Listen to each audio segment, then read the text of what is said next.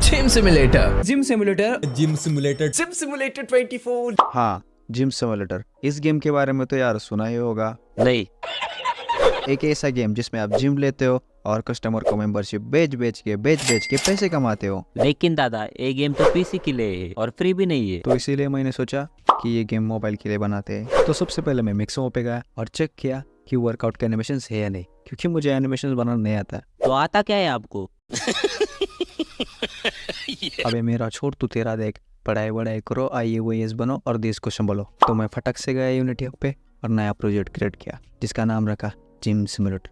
काफी यूनिक सा नाम है ना। हाँ, आज तक मैंने सुना ही नहीं था। पहले कैरेक्टर मूवमेंट पे काम किया।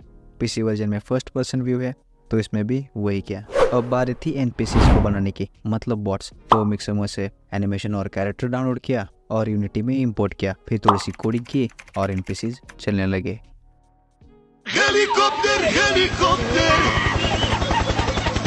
उसको ठीक किया। अब वो रैंडम पोजीशन चूज करके वहां जा रहा था। फिर उसमें दिमाग डाला। दादा वही ना जो आपके पास नहीं है। साले को बम से उड़ा दूंगा एक बार हाथ में आ जाए तो। ये मैंने ओल्ड प्रोजेक्ट से उठाए। ये अब समझ सकता था कि कौन सा ऑब्जेक्ट टारगेट है और कौन सा नहीं, और ये उसकी तरफ जा भी रहा था। अब हमें मॉडल चाहिए थे, तो फिर मैंने ऑनलाइन चेक किया और मुझे स्केचफैब पे मिल गए, लेकिन ये सारे कंबाइन थे।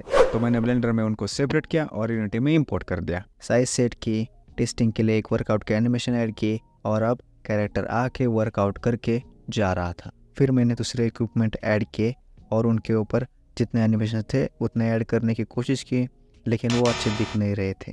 अब एनिमेशन लाने के दो ही रास्ते थे। एक तो एनिमेशंस को बाय करो या खुद बना लो, जो कि मुझे बिल्कुल भी नहीं आता था। तो हाँ, मैंने दूसरा रास्ता चुना, क्योंकि मैं गरीब हूँ। तुम वीडियो को लाइक और चैनल को सब्सक्राइब नहीं करती, इसलिए चलो वीडियो को लाइक और चैनल को सब्सक्राइब करो। पहले AI की मदद से एनिमेशन बनाने की कोशिश की, लेकिन उनके रिजल्ट कुछ खास दिख नहीं रहे थे। तो फिर मैंने ब्लेंडर में एनिमेशन सीखना स्टार्ट किया। मुझे मॉडलिंग तो आते लेकिन एनिमेशंस नहीं। तो पूरे 2 दिन की मेहनत के बाद हमारे एनिमेशंस रेडी थे। हाँ, कुछ खास नहीं दिख रहे थे लेकिन काम चलाओ थे। फिर उन सबको ऐड किया। अब मैप बनाना था, इसलिए मैंने यूनिटी के एस स्टोर पे चेक किया, लेकिन मुझे कुछ खास मिला नहीं। फिर स्केचफैब पे मिल गया, लेकिन ये मैप रेडी नहीं था। पूरा खुला खुला था और मॉडल भी कम थे। ब्लेंडर में मैंने इसे ठीक किया और जिम एंड स्टोर के लिए जगह छोड़ी। फिर मैंने जिम एंड स्टोर मॉडल को ऑनलाइन चेक किया, लेकिन वो मुझे कुछ खास दिखे नहीं। तो मैंने इन्हें ब्लेंडर में बनाना चालू किया। सबसे पहले मैंने जिम का मॉडल बनाया और उसी को थोड़ा मॉडिफाई करके स्टोर भी बन गया। उनको यूनिटी में इंपोर्ट किया और एक PC भी ऐड किया। अब बढ़ते हैं गेम प्ले की तरफ। जैसे PC वर्जन में हम इक्विपमेंट को एक जगह से दूसरी जगह रख सकते, मैंने भी वो बनाया। और कुछ बग सॉल्व किए, जैसे कि एक आइटम को दूसरे आइटम के ऊपर रख सकते थे। फिर आउटलाइन ऐड की, जिसकी वजह से आपको पता चलेगा कि आइटम कहाँ पे रख सकते हैं और कहाँ पे नहीं। अब मुझे बनाना था PC का मैकेनिज्म, जिसमें प्लेयर मेंबरशिप बेचे, नए इक्विपमेंट्स बाय करे। तो मैंने UI बनाना स्टार्ट किया।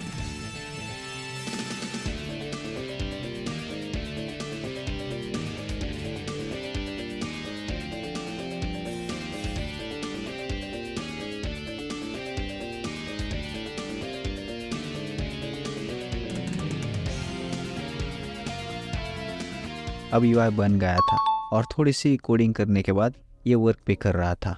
अब प्लेयर स्टोर से आइटम बाय करे तो इन्वेंटरी में ऐड हो रहा था और इन्वेंटरी में से सिलेक्ट करके जिम में भी ऐड कर सकता था। दादा ये क्या है? हाँ, वो भी फिक्स किया। इस समय अगर कुछ आइटम बाय करे और गेम रिस्टार्ट करे तो फिर से 0 से शुरू करना पड़ता है। क्यों? क्योंकि मैंने अभी तक सेव सिस्टम नहीं बनाया। चीटिंग करता है तू। फिर मैंने उसके ऊपर काम किया, और अगर आप कुछ आइटम बाय करके जिम में ऐड करते हो तो रिस्टार्ट करने के बाद भी गेम वही से चालू हो रहा था।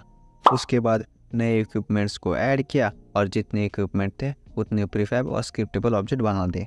फिर उसके आइकन के लिए स्क्रीनशॉट निकाले, उसका बैकग्राउंड रिमूव किया और गेम में ऐड कर दिया। लेकिन वो आइकन की साइज अलग अलग थी, तो उन सबको गेम में एडिट किया और फिर गेम में ऐड कर दिया। अब देखो, अब ठीक ठाक लग रहा था। तो वैसे ये गेम मोबाइल के लिए है। मोबाइल से याद आया कि मैं एक इंडियन मल्टीप्लेयर शूटर गेम के ऊपर काम कर रहा हूँ, जिसकी वीडियो बहुत ही जल्दी चैनल पे आएंगे। तो तब तक चैनल को सब्सक्राइब करके रख लेना। उसके बाद मैंने इसमें टच इनपुट्स लगा दिए।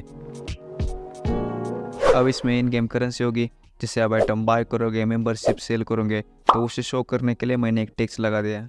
ये इंडियन गेम है तो इसमें डॉलर नहीं रुपीज़ होंगे, तो उसका आइकन लगा दिया। अब गेम प्ले तो सारा हो गया था, सारे इक्विपमेंट स्टोर में दिख रहे थे, उनको हम बाय कर सकते थे, जिम में इन्वेंट्री से ऐड कर सकते थे, लेकिन कस्टमर की कमी थी, जिनके लिए बनाया वही नहीं थे यार। क्या फालतूगिरी है। दादा इसका क्रेडिट आपको ही जाता है। बहुत तेज हो रहा है। जो मैंने शुरू में एनपीसीज बनाए थे वो आप ठीक से काम नहीं कर रहे थे, कुछ तो भी दिक्कत दे रहे थे, तो फिर से मैंने स्क्रिप्ट लिखी और अब एनपीसी जिम में आ रहे थे और इक्विपमेंट के पास जा रहे थे, लेकिन फिलहाल वो वर्कआउट नहीं कर सकते थे क्योंकि एनिमेशंस मैंने ऐड नहीं किए थे। फिर मैंने उस पर काम किया और वो अब वर्कआउट कर रहे थे। दादा वो कैसे कर रहा है? एग्जामिन के अंदर गया है तो दूसरा अपोजिट डायरेक्शन में कर रहा है। ज़्यादा बोल मत। फिर मैंने वो सब फिक्स किया और वो अब सही डायरेक्शन में वर्कआउट कर रहे थे, लेकिन इक्विपमेंट पे कुछ फ़र्क पड़ नहीं रहा था। फिर मैंने इक्विपमेंट की भी एनिमेशन क्रिएट कर लिया यूनिटी में और अब सही दिख रहा था। अब कस्टमर आ रहे थे, वर्कआउट कर रहे थे। फिर मैंने ये गेम छोटे को टेस्टिंग के लिए दे दिया। उसने एक बग नोटिस किया कि अगर कोई कस्टमर वर्कआउट कर रहा है और हम उस इक्विपमेंट को उठा लेते तो तब भी वो कस्टमर वर्कआउट कर रहा होता है।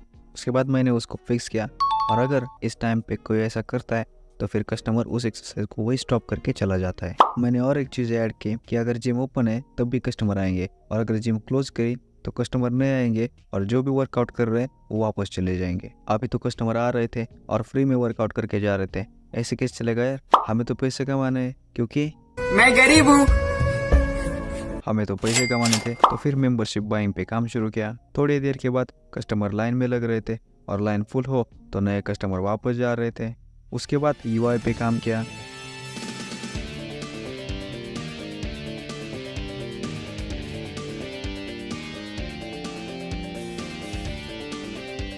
अब मेंबरशिप का मैकेनिज्म हो गया था। ओरिजिनल गेम की तरह एक कस्टमर हमको चैट पर में बताते हैं कि कौन सी मेंबरशिप चाहिए। अगर वही दी तो दैट्स ग्रेट बोल के लेते थे और अगर गलत दी तो गाली दे के चले जाते थे।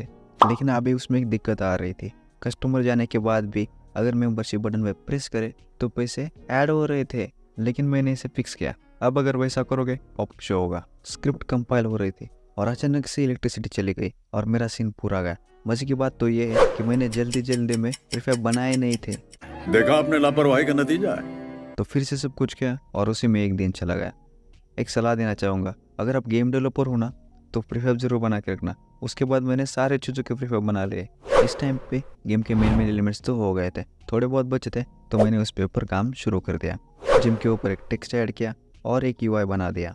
अब आप जो भी नाम रखोगे वो वहाँ पे शो करेगा और आप जैसा चाहे वैसा कलर रख सकते हो। जैसे कि ओरिजिनल गेम में पहले आप जिम खरीदते हो तो उसके लिए मैंने एक सेलिंग बोर्ड का मॉडल डाउनलोड किया ऑनलाइन से और उसका टेक्सचर गेम में एडिट किया। प्राइस लेके 10,000 और थोड़ा सा कचरा ऐड किया ताकि आप निकाल सको। फिलहाल जो एनपीसी मॉडल गेम में था वो बस टेस्टिंग के लिए था।